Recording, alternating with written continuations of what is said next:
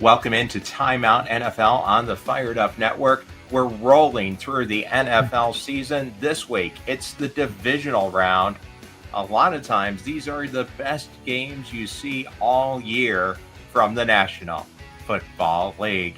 Gerald Bentley here, joined by Alex Campbell on the FiredUP Network. You can watch us on a lot of streaming platforms, but we definitely recommend you to download that True TV Plus app so you can take it with you anywhere. Check us out on sports.tv, on Watchy, on Carbon TV, and anywhere you get your podcast, you can catch the audio as well. We really appreciate everyone who follows and watches the program, because the more people that watch, the more people that know, the more stuff we can do. So it all builds on itself, just like the NFL playoffs do.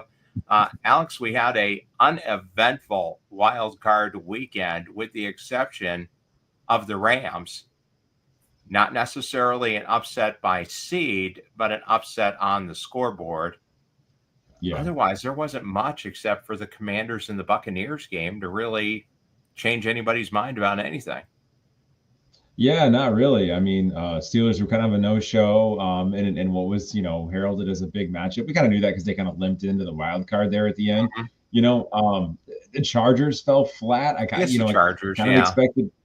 expected a lot more out of a Jim Harbaugh coach team, at least to like a play through the whistle type mentality. I kept watching it feeling like, okay, second half comeback, at least they're going to, almost like an NBA team. Like, I just expect a run. I'm not sure I expected to win when they were down, but that kind of thing. The Bills just absolutely trounced the Broncos, which you had to kind of see coming. You know what I mean? But you're right. Like, it was kind of a, not changing your mind about anything, wild card. The one notable thing I would say is the Eagles over the Packers. I felt like the Packers actually had a chance, coming into that game, but the Eagles look like they can just run away and hide. I mean, and that's the thing with with where they're at right now, is they can get behind Saquon and they can run away and hide. And I think for that reason, they're just as potent as any team in the NFC. Yeah, the injuries, I think, just got to be too much for the Packers. They were down 3 receivers, down 2 starting offensive linemen, and Philadelphia is a very talented team all around. It was just too much. They couldn't deal with it. And I think the Chargers just got exposed for something we've been talking about all year. They have Ladd McConkey, and that's about it. The reason why Justin Herbert pulled back on passing, you saw it. If it's open up and fire all the guns at once, we're in trouble, because we got 3 guys who can't catch the ball. I mean, I don't think it was really Justin Herbert's fault. Some of those interceptions were the receiver just wasn't anywhere close to where they were supposed to be. They just got beat off of the line. I mean, they really, really need some receivers, because it was just highlighted to the extreme that there's Ladd McConkey, who almost had 200 yards receiving, and then there's everybody else. Yeah. I mean, you're exactly right. They have one quality NFL starter in the receiving core, basically, and a couple other guys that might be, a third or fourth option at best. And that's, just where they are right now. I got a whole offseason to improve. One thing I keep thinking about Jim Harbaugh is, he was in college for 9 years. So if there's anyone that, kind of sees down the pike a little ways and knows the receivers coming into the NFL, and one you might be able to grab in the 3rd, 4th, or 5th round that might turn into something, it's probably him. So they're probably in a good spot going forward. But yeah, they were woefully underprepared on the perimeter here. And once they got down, it was, relatively obvious that they only had the one option to go to, and they really couldn't move the ball. So, I mean, hats off to the Texans, though, who they themselves kind of limped their way into the playoffs and ended up looking pretty strong in the wild card round. Yeah, they did. Well, let's go ahead, and it's the first game, so we'll go ahead and hit on that one. The Kansas City Chiefs, the number 1 seed in the AFC, taking on those Houston Texans. Is a rematch of a game that happened not that long ago. It was one of the games that the Chiefs played in that 3 games and 11 game stretch. Texans were on that same schedule. They had the notable Beyonce halftime show to end that stretch, but the Texans were really kind of limping through that. They seemed cooked, done. So this was a big turnaround for the Texans. Now, I don't think they can start the game like they started the game against the Chargers, against the Chiefs, with 2 turnovers and 3 punts in their first 5 possessions. I think if that happens, they're done because the Chiefs will jump up and have a pretty good lead to start. Yeah. Yeah, and they got to be careful, like you said, like not with the slow start, and then also just the stagnation on offense in general. They only put up 19 points in that last affair, and the Chiefs' defense can be downright stifling, especially if they can get a lead. And I mean look, that's kind of a no-brainer when you have a Hall of Fame quarterback, right? I mean that's the name of the game, and how a quarterback like that actually can help a defense is once they get a lead, it's basically takes a miracle or an act of Mother Nature to then pull ahead, and that's kind of what the Chiefs depend on. But I think ultimately the Chiefs win this game. They've basically, in my opinion, become the new Patriots. We saw that Patriots dynasty. It's a very similar mix of what they have, and I don't think Houston's quite there yet. I think it's almost a disservice to them that they were so good last year because I think they're still trending in the right direction, and I don't think they're quite there yet.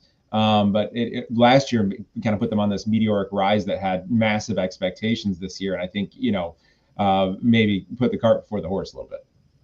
Yeah, I'd agree. And there is a little bit of breaking news too. Joe Mixon, the running back for the Texans, he was listed as questionable and was limited in practice yesterday, did not practice today, the last real practice before the game. So something to look out for.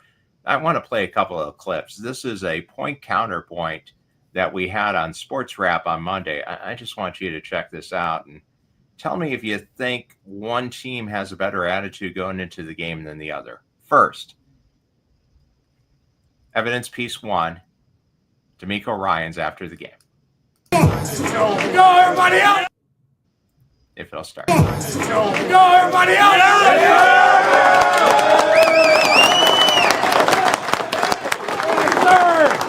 Hey, man. Hey, outstanding job by everybody. How was that bye week?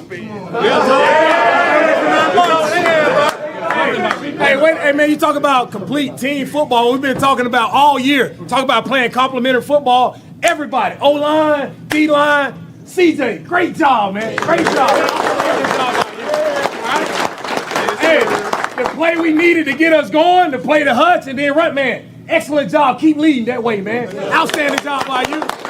I got so many guys, man. Joe, way to run the ball, man. We needed it most. Joe, way to close it out. Where my man Sting, All-Pro Sting. All-Pro Sting.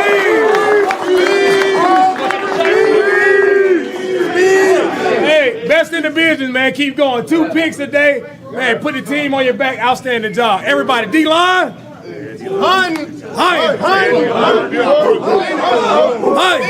Keep spinning, baby. Love the way you guys hunted right there, guys. Man, you talk about pressure. Talk about a quarterback who didn't throw picks. All right? That's what it looked like right there when that pressure was on. Great job all the way around, man. And you talk about redeeming the time, we get more time. All right, we get more time together. Special team. We got a special team. Let's keep it going, man. Everybody, keep giving everything you got, man. All right, one more week. Whoever we got, again, it doesn't matter. It's about us. When we play ball the right way, that's what it looked like. You guys are a dominating team, all right? Keep believing in each other. Keep giving everything you got for each other, man. Outstanding job. Okay, so that's evidence piece 1. That's D'Amico Ryans post game. Here is your counterpoint, evidence piece 2. That we're entering into evidence for your verdict. This is Andy Reid talking about if the Chiefs are ready to go. Yeah, sure. They've got good attitude, players. They were in last week and did a nice job with that. And even on the days off, a lot of them came in. So, but want to make sure we gave them a little time for recovery. But they're excited to go. They know they're playing a good football team. So they're excited. Now, I see that point counterpoint, and what it reminds me of is the fact that every coach at any winning level says, hey, don't get too excited. Every game's just another game. You got to go out there. You got to do the work, and don't let yourself get too built up because that makes it easier to get knocked down or something to that effect. And I think Houston was like, man, we just won our personal Super Bowl. Man, we're good. That's a dangerous Yeah. attitude to have going into the game, don't you think? I think so. It's like it's the whole hunter and the hunted thing. In one version we see the hunter, and he even mentioned hunt, hunt, hunt, and then we He see did. the hunted, and it's completely the opposite. You know what I mean? It reminds me of another thing that coaches always said: act like you've been there before. You Mm-hmm. know, Oh, sure. I don't care if it is our first time, which by the way, it's not for the Chiefs, but act like you've been there before, right? And that's totally Andy Reid. I would also point out that one was a press conference and the other one was in the locker room. I still don't anticipate that Sure. Andy Reid would be that anywhere near as animated as D'Amico Ryan's in the locker room. No. Now But you get a couple of how about those Chiefs, and that's about it. yeah. That said, I mean, there are multiple ways to get things done, right? And D'Amico Ryan's he kind of got the fire going there, kind of a little bit more like Mm-hmm. a Dan Campbell, Brian Quinn kind of thing, and it Yeah. works. I mean, for both of those guys, it works. Now, good news for the Chiefs, they do get cornerback number 2, Jalen Watson back. That'll help a lot. The Chiefs still, Yeah. when they were trying, had a top 4 defense in the league. The Denver game where they rested 17 starters kind of threw them down. I think they still finished in the top 8, but top 4 through 16 games and top 5 both in points and yards allowed. Jalen Watson coming back is a big addition for the Chiefs. Came back way sooner than expected from a broken ankle. And when he went down, that's when they started giving up more yardage because it really exposed some of the depth issues. When you had to put Najee Johnson out there, that hurt. I think you get Jalen Watson back in there. You get Shamari Connor back in there to play the slot role, which he was really good at in the beginning of the season. I think it's going to be hard for Houston to move the ball a lot. And if Joe Mixon is out, it's going to be a real challenge because you've been saying it all year. The goal is to make you one-dimensional. With the Steve Spagnuolo defense, once you're one-dimensional, then it's hammer time. That's when you see Chris Jones picking and choosing where he's going to blitz. That's when you see Trent McDuffie knifing in for sacks. That changes the game a bit if Mixon's not in there. Right. No, you're exactly right. Well, and one thing that's overlooked, I think a lot of people are going to look at that last Texans game and say, oh, they put up almost 30 points. Look, Staley's not going to have 2 interceptions. He's not going to put the offense in the same spot again. That was kind of a magical game for the Texans. The stars kind of all aligned. That will not happen twice in a row. And also Mixon, even if he is, available to play, I doubt fully healthy won't put up the same performance week to week that he put up last week necessarily. And so if he's not fully healthy, in all likelihood won't. And don't forget that Tank Dell is still out. And the Texans have other injuries to that offense, not to mention another one on the offensive line that's pretty important. So, I mean, they're not in a fantastic spot. They're still very much limping. And again, like I think it's easy to look at the last game and say, and like I said, say, oh, they put up over 30 points, but that's kind of a mirage. I don't think they're going to get that same amount of pressure. One-dimensional. I'll go right back to the Chargers. Yeah. Chargers are very one-dimensional. Once you put the expectation for Herbert to throw 35 times, it was kind of out the window. Chiefs are a horse of a different color because they are so good on defense, and that's one thing that because Mahomes is this magnet and Kelsey is this magnet is easy to overlook. I think for fans, for the media, and even for other teams to an extent. But the strength of the Chiefs is really in a lot of ways in the trenches and on defense. Yeah. Now talking about the trenches, the biggest topic around the Chiefs during this bye week has been, do you start Joe Thuney at left tackle, knowing that you weaken the interior of your line a bit with Mike, don't call me Frank Caliendo, playing left guard? Or do you move Thuney back in and based on the one guy who may actually contribute that played a lot in that Denver game to end the season, DJ Humphries, looking better, making it through the game. He's practiced now every day for 2 weeks. Yeah. Former Pro Bowl left tackle for the Cardinals. Do you put DJ Humphries out there and move Joe Thuney in so you're back to having, without question, the best interior line in football? Mm-hmm. Yeah, I think, look, if it's me, it's a wait and see approach. Like, I'm going to put Humphreys out there. I'm going to see how it goes. Tooney's a professional. He can slide back out to tackle if I need him to. And he will if I need him to. I mean, that's the thing, because we cannot leave Mahomes vulnerable on the blind side. So, we absolutely have to have somebody confident out there. And so, yeah, I mean, I think you got to give him a chance, because with Tooney in the middle, that means you can run through the A gap, and that is crucially important. If you can pick up 4 yards to carry in the A gap, you win this game. Period. You win this game. You pick up 4.5 through the A gap.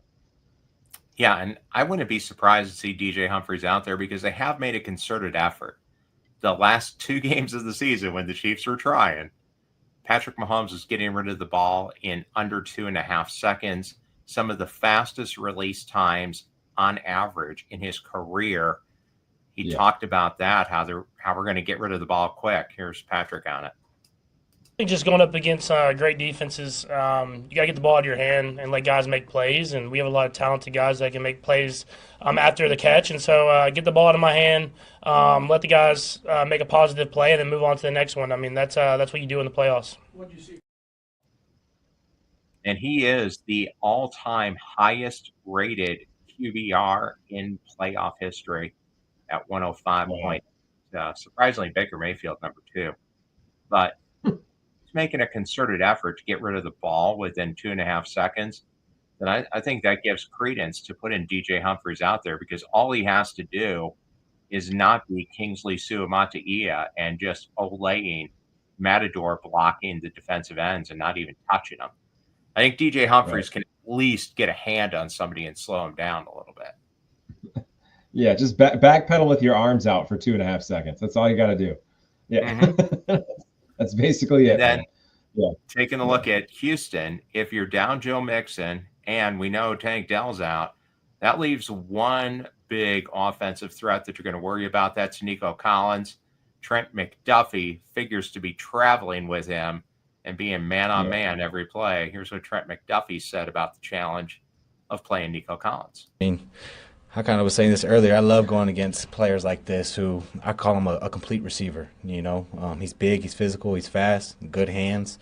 His connection with CJ, you can tell, is at an all-time high. They're kind of clicking on all cylinders, and he's their number 1 receiver. And that's really why you want to play this game. Go against the best competition and a game that means a lot in the playoffs. So excited to go against him, know what he's going to come into this game with, and ready to go compete. Yeah. Which, makes sense. I agree, but the thing is I think they have a great opportunity to roll safety over top, and I think that's what they're going to do. Yeah, because McDuffie, as good as he is 5'11". And as athletic as he is still 5'11". You know what I mean? Sure. And Nico Collins is 6'4". And can catch a jump ball over his head. So I think he's going to get safety help all game long. I don't think they're going to put it on an island, especially with Dell still out. They don't have that terror in the slot right now. And because of that, I think he's going to get help. Nico is so uniquely talented. I'm watching him play at Michigan. I mean, you're talking about a guy who's NBA level athletic with speed and vertical, and he's that big. I mean, literally a guy who could probably play, 2 guard in the NBA if he trained. Sure. Well, like McDuffie said, a complete receiver can do everything. Yeah. The line is 8 points. The Chiefs have been doing better at covering in the back half of the season. A little bit easier to score when you get Hollywood Brown back and Xavier Worthy's become a regular contributor. 62.7% analytics show him winning. I got to go with the Chiefs. I think they win, and I think they cover, and it's not even that close. Houston got a lot of help from the Chargers, and once they got the lead and the Chargers melted down, that was the game, because they had to keep throwing, and Lad McConkey's covered up. There's nobody else to throw to, and that was it. Yeah, and Herbert just kept forcing the ball. That's how Stingley ended up, certainly with the last pick, and it was I forced her honestly on the first one too. Definitely I'll take the Chiefs to win and cover. I just do not think the Texans, like I said, I don't think they can keep the chains moving, especially with potential injury to Mixon. Even like I said, even if he plays in the game, having missed practice every day leading up to that is not a good sign. They're not going to get like 150 yards out of him in this game. So, because of that, I just don't think they're going to be able to move the chains consistently against an underrated Chiefs defense. Yeah, I mean, they're top 10, and they were, like I said, top 5 in both yards and points while they were trying. The 38-0 that they gave up to Denver, along with like 400 yards, didn't help any of the averages. Let's go to the night game on Saturday. It's your Detroit Lions. So both the 1 seeds play on Saturday, taking on the Washington Commanders, the upstart Commanders led by Jalen Daniels and Terry McLaurin. Detroit Lions defensive coordinator and head coaching candidate in multiple places, Aaron Glenn, broke down the game from his perspective. The best fans in the NFL, so we're excited to be able to play at home with them. During the bye week, we did a lot of self-scout to see exactly what we can improve on, which was good to look at, to be able to step back from afar and say, this is some things that we need to work on, these are some things that we're doing really well at. And we're excited about some of the things that we're going to have going into this game. Quality opponent. I mean, obviously the quarterback, man, he has taken this league by storm by some of the things he can do, the way he operates, his calm demeanor, his accuracy, his ability to exactly know where the matchup's at and get the ball to that player. And then they have a receiver who I think is one of the top receivers in this league. He is highly, highly competitive, played against this player before. So we have to do a good job on him. We have to do a good job in general because this offense gives you a lot of eye candy to make sure that you're not on your P's and Q's, and then they just run simple concepts, which offensively you like because it's really easy for your players. So looking forward to the challenge. It'll be a good game. Now guys be ready to play. I like that. That was actually a lot better breakdown than you get, a lot more honest breakdown that you get from most coaches. Most coaches will say, oh, yeah, they're an excellent team. We're prepared for the challenge, blah, blah, blah. He actually got into it a little bit. And they do pose a unique threat just because of the ability that Jalen Daniels has to take a basic play and make something more out of it just because of his unique physical ability. And Terry McLaurin, he didn't mention him by name, but that's who he's talking about. Terrific wide receiver, and a guy now that he has a really good quarterback is showing that he's one of the best receivers in the league.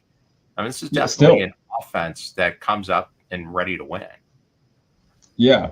I mean, McLaurin having kind of a career resurgence and showing that he's probably not gone away all along. He just doesn't have a competent passer the whole time. And if you look across that roster, they're okay. There's not a lot of talent on that offense. So Daniels is doing a lot.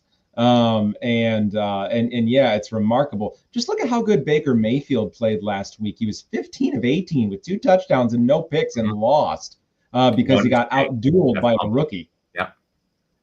By a rookie. So don't think for 1 second that can't happen to Jared Goff and the Lions, because it can. And I don't love the matchup for Detroit either. If there's one thing that I think that Lions defense has struggled with, Aaron Glenn as the defensive coordinator, it's with mobile quarterbacks.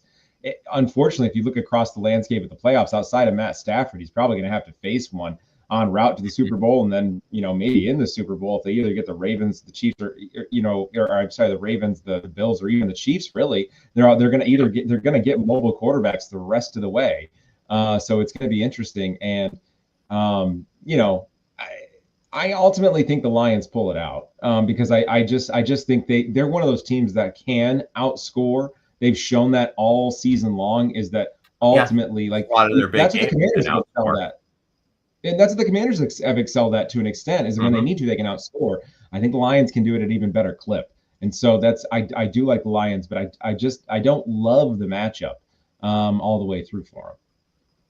Well, and I think what you're talking about, what we've seen with the Commanders, they've won a lot of games late, probably a similar number to what the Chiefs have won. Terry McLaurin talked about how they turn it on in the winning times.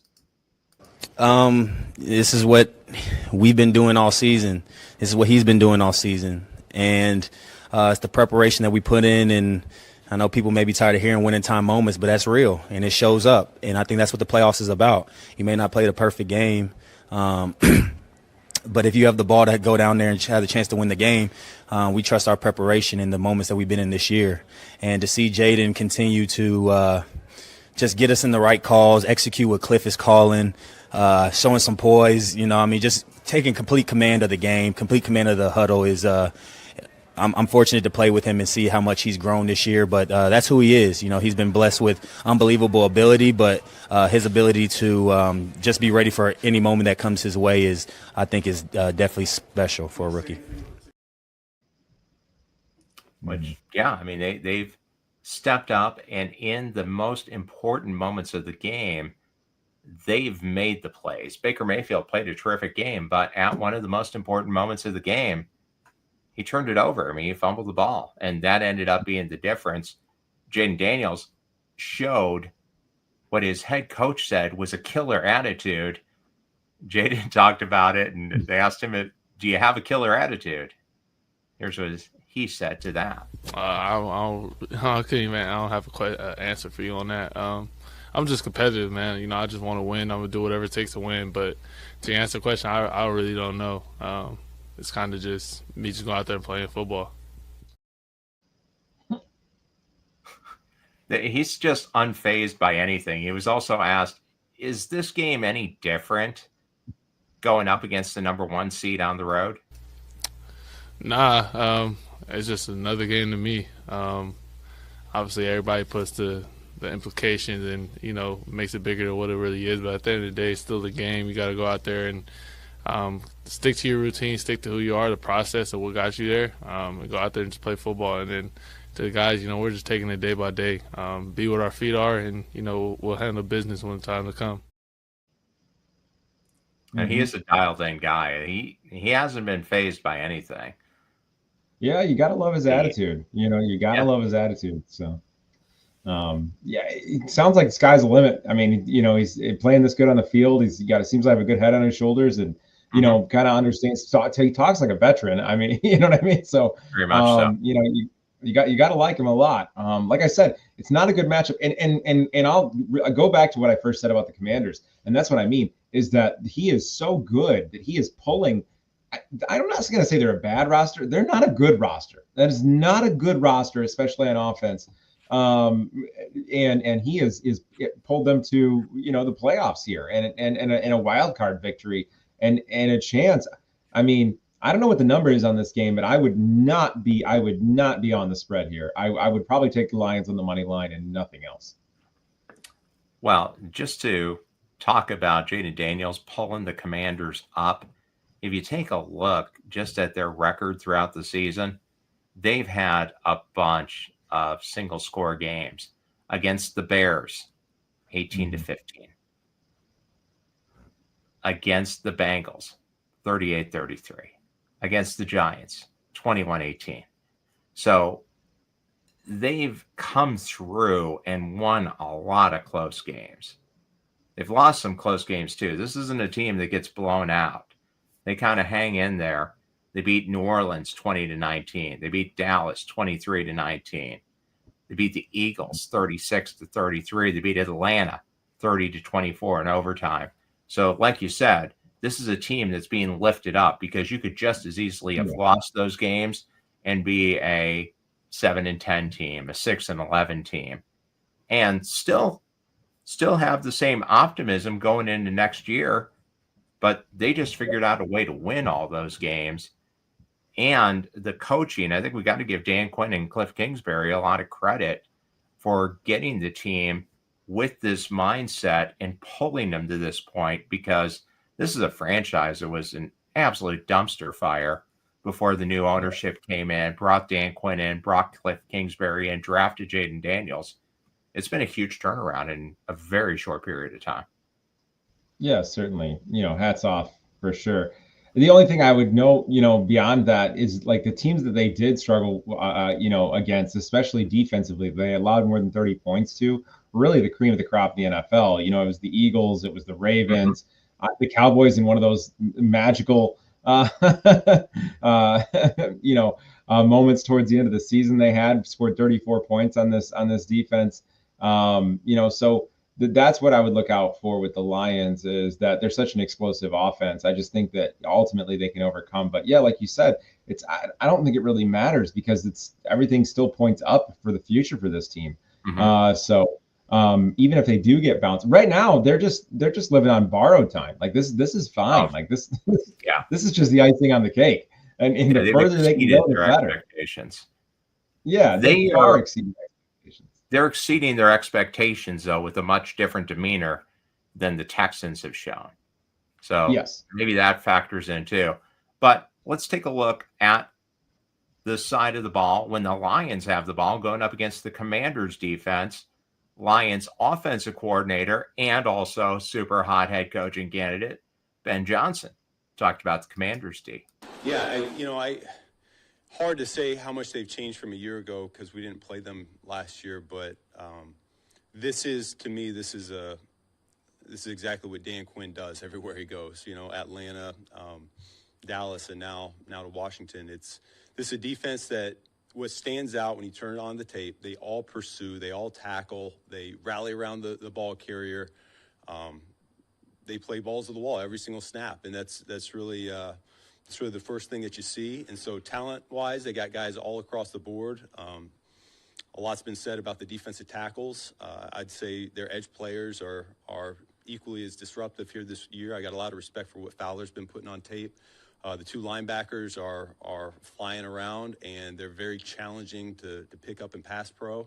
And then on the back end, they're competing. They are competing, and today's third down day, you see a lot of man coverage coming up and challenging, much like what we saw from our own defense in training camp. So a lot of respect for this crew, and it's going to take our best stuff here Saturday night. The Lions 9.5-point favorites. It's a high over under 55.5 points, but both of these teams have shown that they can win in shootouts and give up a lot of points. So I'll go with the Lions to win, the Commanders to cover, and the game to go over. Fair. Yeah. Fair on all accounts, I would say. I'm expecting both teams to be in the 30s and the Lions to win by 4 points or something. Mm-hmm. Which would be very true to character. Yeah. Then as we move to Sunday, you're going to get the early game, the Eagles against the Los Angeles Rams, a number 2 seed versus a number 4 seed. The Rams really stepping it up with just an absolute annihilation of the Minnesota Vikings. That wasn't even much of a game. And how much money did Sam Darnold lose in the process of that game and the loss to the Lions for that number 1 seed? Yeah. Good question. I don't think he wants to think about it. No, I mean, if you're the Vikings, if you were leaning towards bringing him back, which I doubt they were, you're not bringing him back now, are you? Probably not. I look, if I'm the ownership group, I'm going to go to Kevin O'Connell. I'm going to say, look, you're a great coach. You had us draft a guy at number 11, make him work. And he was going to start. I think that's the answer. And it's remarkable considering the overall season that Darnold had. But again, it's like we said this a week ago after the Lions game. This is exactly what couldn't happen, because it makes everyone go, oh, here we go again. And it was the same thing. It was pressure and happy feet and bad decisions and throws that he hadn't made all year. Didn't look like he had all year. It's just like the Lions game. It just was not a good look at all for Sam Darnold. Now the Eagles won 22-10 in a game that honestly was closer than that score would indicate. Eagles went a quarter and a half without a complete pass. Really, really leaned into Saquon Barkley, and the Packers, by the second half, they were just decimated with injuries. 2 of their starting linemen went down. 2 more receivers went down. Jordan Love was playing injured already. I mean, they were just done. I think the season just went a week too long for the Packers. They weren't ready to go, and the Eagles got through it, but nowhere near the convincing victory that the Rams put out. Matt Stafford talked after the game about that complete victory, all team victory. I mean, honestly, you win a game in the playoffs. You win a game in the playoffs. It's awesome, and you extend your season, one more week, and that's what we've guaranteed ourselves. Obviously a lot of work to be done now, between the time, we get back home and I'm assuming we're able to practice at home. I don't really know that, but it feels great. It feels great after a week that, has tested a lot of people in a lot of different ways, to be able to come out and play really a complete game, offense. We did a nice job there early in the game, kind of getting the lead, and then our defense just went crazy and was attacking the quarterback, making big plays, scoring on defense, doing a great job of getting us the ball back. Special teams made a bunch of kicks, did a great job on punt team, kicking it down in there deep a few times. So a complete game from a team standpoint, and, we're going to need more of that as we continue to play. And I think they do need that complete game. They especially need the defensive line to show up, because the Eagles made it perfectly clear, we're going to feed Saquon Barkley the ball. And if you could stop the run, well, then we're in trouble. Barkley ran for 255 yards. The Rams can't let that happen. If you hold him to under 100, I think the Rams win. Yeah, so do I. It's an interesting game because I feel like the momentum is kind of on the Rams side, for one. It's the Eagles are a weird team. I get Barkley. I get that you can, like I said early on, you can hide behind him and you can run, and you can win that way. He's that good. Your offensive line is still that good. But you got to admit, it's strange that Hurts, a guy who has proven himself as a passer in this league, with the receiving core that they have, still has, puzzling games worth of passing issues. He seems to throw a great deep ball, especially outside the numbers, but can't connect on it a lot of times, to, like I said, an ultra talented receiving core. And it's almost like, you kind of wonder when that sleeping giant is gonna wake up. I mean, he's not devoid of talent. Like they're gonna start connecting on these passes, but do they even need to?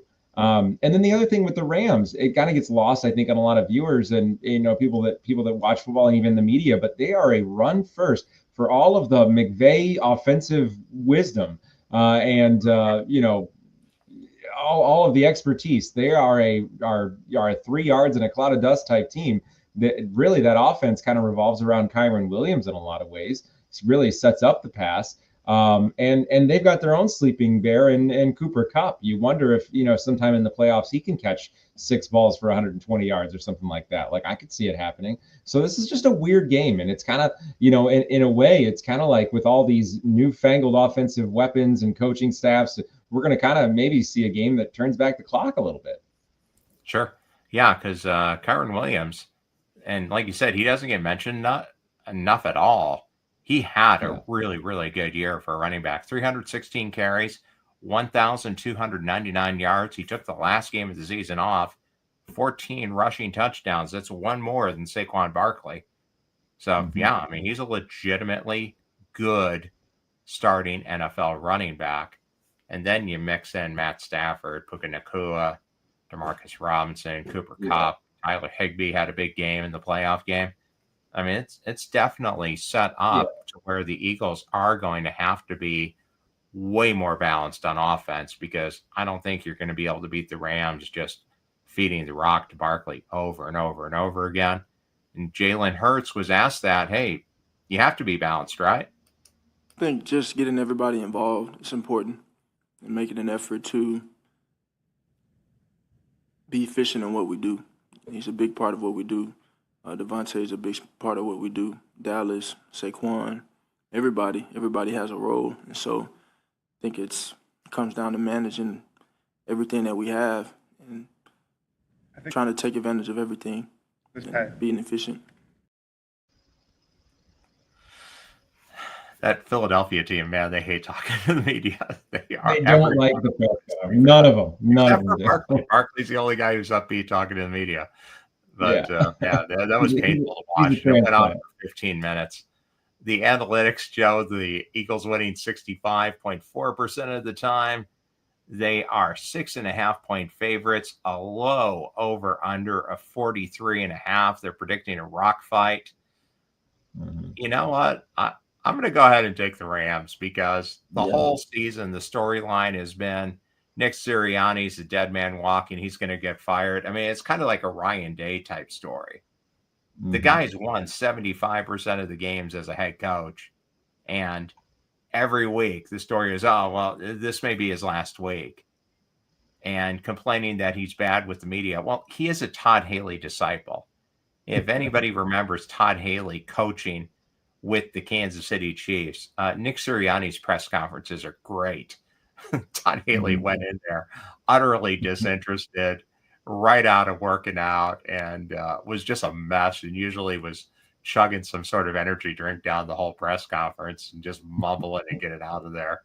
So, I don't think Nick Sirianni's getting fired, but I do think the Rams can pull this win off. If you're looking at coach quarterback as being the drivers, I'd much rather take McVay and Matt Stafford than Nick Sirianni and Jalen Hurts.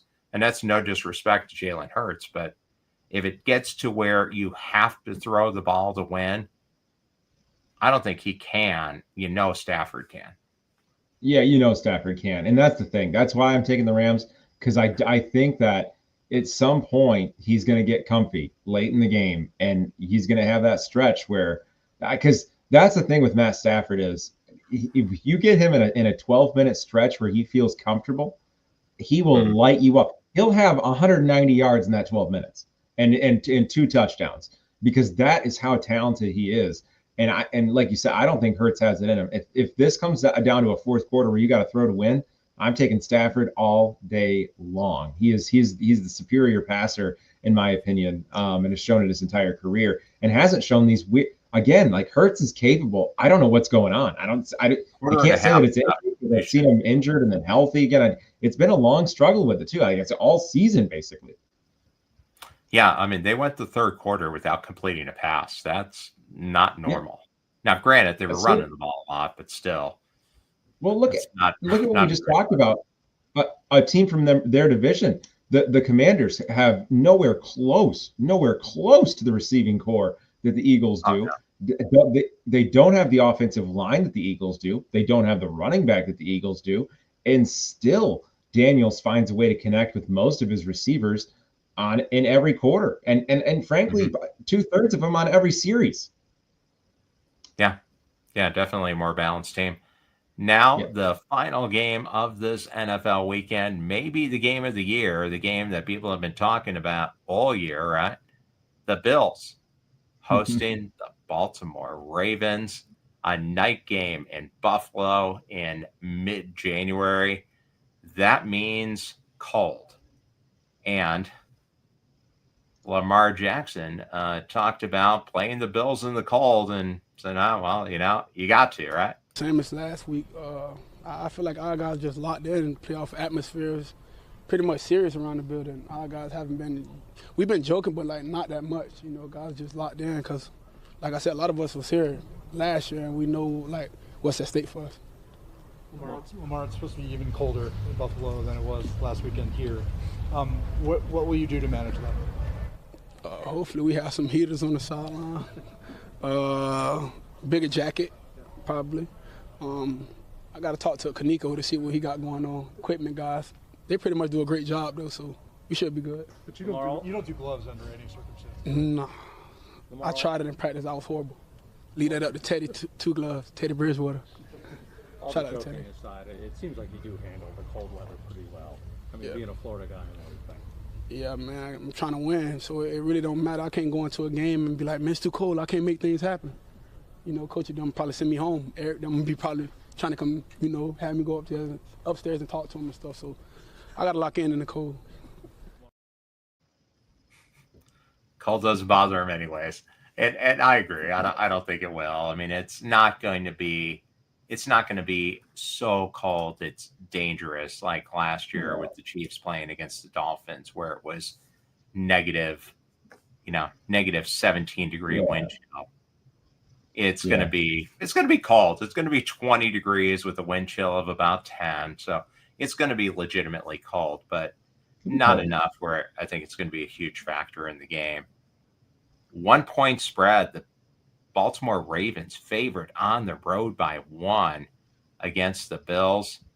The analytics, playing it 1,000 times, have the Bills winning 50.3% of the time, the Ravens 49.7%. I mean, this is as close as you can get. Really, I mean, probably the difference maker is going to be Derrick Henry. If Derrick Henry can have a game similar to what he's had all season long, except really against the Chiefs in week 1, they kind of contained him. If the Bills can contain Derrick Henry, I think the Bills win. If Derrick Henry can get off and get towards the area of 200 yards, the Ravens rushed for 300 yards last week, 299, but they lost 1 when they kneeled down to kill the clock.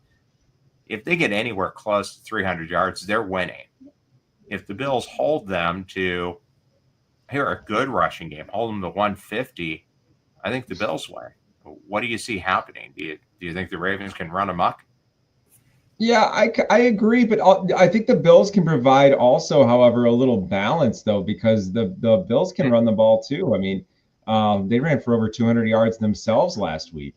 And that's why I think Buffalo's got their best chance of any year that Allen's been there as quarterback, their best chance to win a Super Bowl. This whole Allen and McDermott thing is because they've been able to. What did I say at the beginning of the year? This is what I said. If they can establish a running game, then they're going to be a real threat. I think that with Cook, and he ran for over 5 yards a carry last week. If he can, I don't expect him to keep pace with Derrick Henry, but if he can come close, and like you said, if they can keep Henry under like 125 yards, and Cook can go for at least 105 or so of his own, I think that clock can really balance out, and then it comes down to the quarterbacks where your guess is as good as mine at who's going to win the shootout. I kind of say whoever has the ball last, because they're that good. And Lamar and really Allen both are on absolute torrid paces right now. I don't really see either one of them making a key mistake down the stretch or anything. That's why I say I think it's going to come down to whoever has the ball last. Yeah, I'm going to go with the Bills. I'll just go home field. It is a hard place to play. It's easily one of the least appealing stadiums in the NFL. It's an open air stadium that opens up to Lake Erie in the middle of the winter. And I think that has to give Buffalo a little bit of an edge. I mean, it will be miserable going to that game. Growing up on the shore of Lake Erie is nice in the summer. You don't want to be there in January. So I'll go with the Bills in a close game.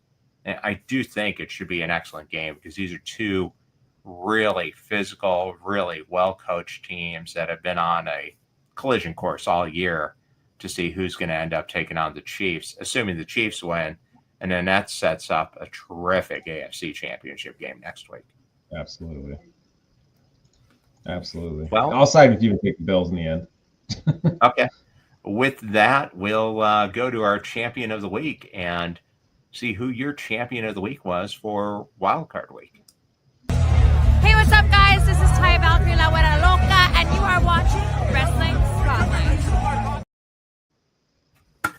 Got a Wrestling Spotlight Championship belt here. This week on Wrestling Spotlight, I'm talking with Chase Riley. He's one of the owners of Fountain City Wrestling, about the growth in independent wrestling and how the WWE's move to streaming may be the rising tide that lifts all boats as we go into 2025. So a little bit of a different look, taking a close look at indie wrestling this week.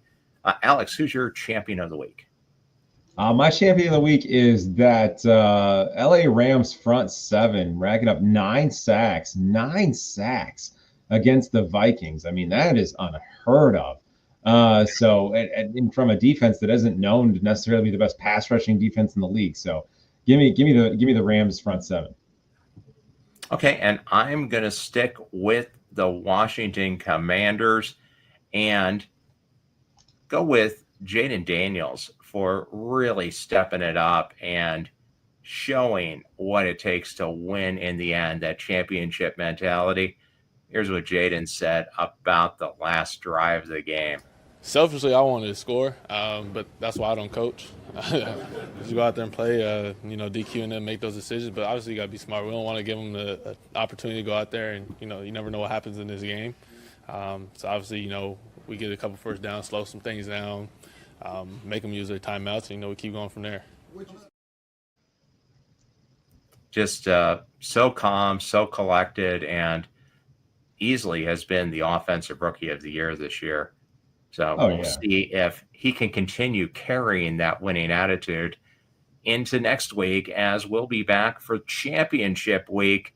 So definitely enjoy these 4 NFL games this weekend, one of the best weekends of the year in football. And Alex, where can people catch up with you? I know we're going to be talking some more basketball on FiredUP Network as well. Yeah, a crossover series here on the FiredUP Network. And let's see, also campus bets, continuing on college basketball bets. College basketball is heating up right now. It's so exciting. We're marching towards March. I was about to say that. So that's fun. But yeah, so it's already midway through January. It's hard to believe. So looking forward to that. And of course, on the socials, Fired Up Alex on X and on Insta. Well, stay tuned to Fired Up Network for more sports and entertainment as the NFL season rolls on. And we'll be back to actually preview that college football championship game as well. That's Monday Night Football coming up this week. Thanks a lot.